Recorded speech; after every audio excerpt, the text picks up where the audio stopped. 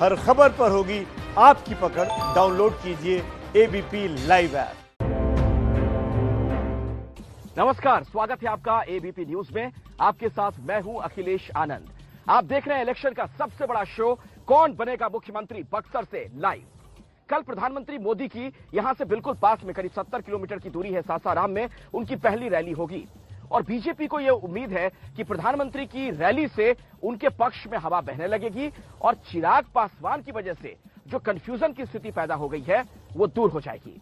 महान प्रदेश बिहार और एकर महान जनता के हम प्रणाम करता नहीं। बिहार के चुनावी रण में रंग जमाने कल पीएम मोदी आ रहे हैं। सासाराम में मोदी की पहली रैली होगी।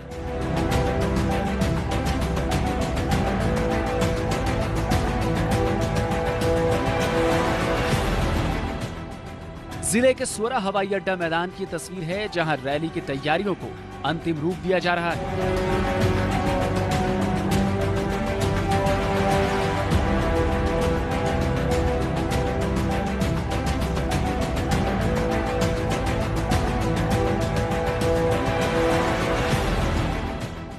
करीब 25,000 की क्षमता वाले इस मैदान में मोदी की रैली होगी। आज अधिकारियों ने सुरक्षा का जायजा लिया।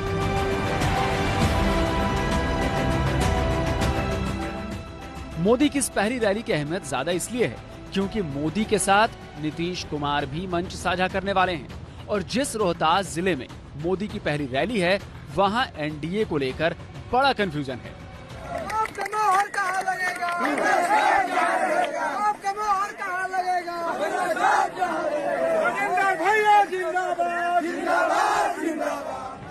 दिनारा से एलजेपी उम्मीदवार राजेंद्र सिंह कुछ दिनों पहले तक बीजेपी के प्रदेश उपाध्यक्ष थे। सीट जेडीयू के खाते में चली गई तो राजेंद्र सिंह बागी हो गए और पार्टी से इस्तीफा देकर एलजेपी से चुनाव लड़ रहे हैं। 24 घंटा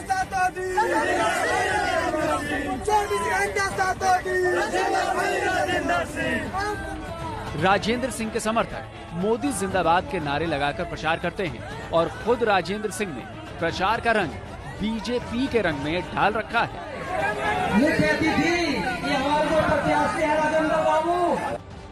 इसी तरह रोहतास की सासाराम विधानसभा सीट से बीजेपी के बड़े नेता रहे रामेश्वर चौरसिया एलजेपी से उम्मीदवार हैं। रामेश्वर चौरसिया मानते हैं कि एलजेपी और बीजेपी से ही असली एनडीए है। भारतीय जनता पार्टी का कार्यकर्ता अब ये मान लिया है कि हमारा गठबंधन जो केंद्र में एलजेपी के साथ है, असली एनडीए अब एलजेपी बीजेपी है। वो अब तो जेडीयू को मानता ही नहीं भाजपा कार्यकर्ता। ऐसे में मोदी एलजेपी पर कुछ बोलते हैं या नहीं, इसका सभी को इंतजार है। मोदी अगर साफ साफ कुछ बोल गए तब तो तस्वीर साफ हो जाएगी, अगर नहीं बोले तो कंफ्यूजन बना रहेगा।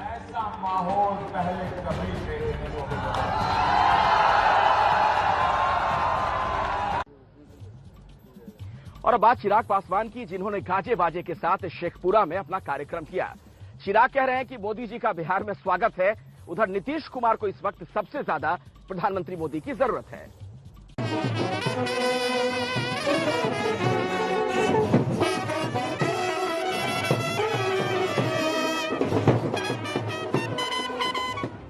तस्वीर ऐसी है कि मानो कोई बारात निकली हो।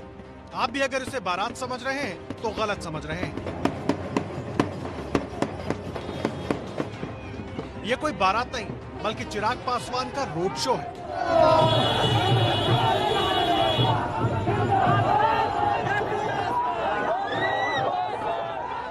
तस्वीरें शेखपुरा की हैं, जो कि चिराग पासवान के संसदीय क्षेत्र जमुई में आता है।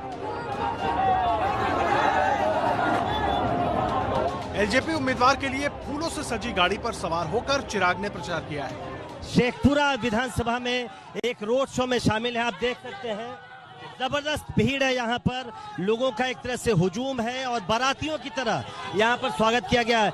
चिराग, आप कितने अभिभूत हैं, बारातियों की तरह यहाँ स्वागत हुआ है आपका?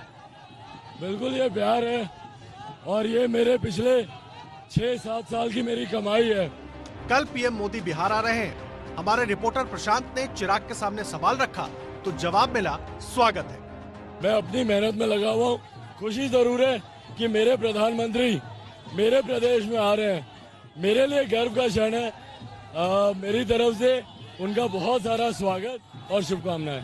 नीतीश कुमार भी रहेंगे उसी मंच पे। मंच साझा करने की मैंने कहा, माननीय मुख्यमंत्री जी को ज्यादा जरूरत है। यही विरोध करते आए हैं प्रधानमंत्री का।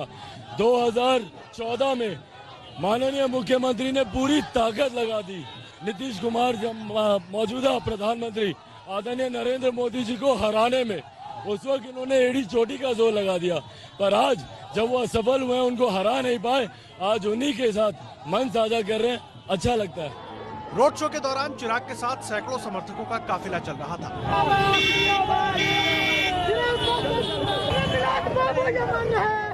एक जगह चिराग माल्यार्पण के लिए रुके तो सेल्फी लेने वालों की भीड़ लग गई। रोड शो करके प्रचार करने के लिए निकले चिराग एक छोटे से होटल में भी गए। हमारे रिपोर्टर प्रशांत भी उनके साथ थे। चिराग पासवान इस वक्त शेखपुरा विधानसभा के एक छोटे से ढाबे में यहाँ पर रुककर अपने कार्यकर्ताओं के बीच से मिल रहे हैं और अपने जो प्रत्याशी हैं यहाँ पर शेखपुरा के इमाम गजाली साहब, उनसे ये देखिए, ये भी रंग है, वो अपने प्रत्याशी से गुलाब जामुन खा रहे हैं। चिराग, गुलाब जामुन कैसा लग रहा है? बहुत बढ़िया। जितनी मिठास इसमें, चुनाव के परिणामों में भी उतनी मिठास रहने वाली। चिराग जीत का दावा कर रहे हैं। नतीजे तो 10 नवंबर को मालूम चलेंगे। वैसे चिराग पासवान के साथ दिख रही ये तस्वीरें बिहार के सियासी समीकरण में एनडीए की धड़कनें बढ़ाने वाली हैं। और अब बात अनंत सिंह की। अनंत सिंह भले ही जेल में हैं, लेकिन जिस मोकामा का मैं भी रहने वाला हूं, दरअसल अभी भी अनंत सिंह वहां पर सियासत में महाबली माने जा रहे हैं। हमारी सहयोगी निवेदिता शांडिल्य वहां पर पहुंची। ग्राउंड जीरो से आपको उनकी एक खास रिपोर्ट दिखाते हैं। अनंत सिंह जिंदाबाद, जिंदाबाद, जिंदाबाद, लालटेन छाप जिंदाबाद, जिंदाबाद, जिंदाबाद, महागठबंधन जिंदाबाद, जिंदाबाद, जिंदाबाद। मोकामा की सड़कों पर नारेबाजी कर रहे ये लोग अनंत सिंह के लिए वोट मांग रहे हैं। मेरे अनंत सिंह जिंदाबाद, जिंदाबाद, जिंदाबाद, छोटे सरकार जिंदाबाद, जिंदाबाद, जिंदाबाद, लालटेन छाप जिंदाबाद, जिंदाबाद। अनंत सिंह जेल में है तो प्रचार की कमान उनके करीबियों के हाथ है। जिंदाबाद, जिंदाबाद। विधायक जी ने लिया है अपना सीधा था, एक नंबर बटन है, लालटेन छाप पर बटन दबाएं। धन्यवाद। मोकामा शहर के बीचों बीच अनंत सिंह का चुनाव कार्यालय है।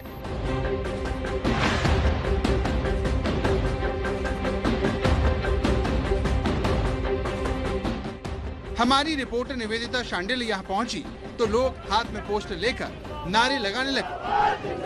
छोटे सरकार जिंदाबाद, जिंदाबाद, जिंदाबाद, अनंत सिंह जिंदाबाद, जिंदाबाद, जिंदाबाद, महागठबंधन जिंदाबाद, जिंदाबाद, जिंदाबाद। अनंत के समर्थक महात्मा जी कहते हैं जीत तो तय है। मोकामा एरिया जो है ना, यहाँ घर घर अनंत है। एक अनंत वो हो गए और यहाँ घर घर अनंत है, तो यहाँ तो हो गया जनते अनंत है, क्योंकि जनता दीवानी जैसे उस जनता को कहते हैं भगवान, तो भगवान जो है सो उनको जो है सो आप जनता जब उनको जनता को भगवान बुझे और जनता उनको कहता है कि नहीं मुकद्दर का सिकंदर कोई है तो अनंत सिंह।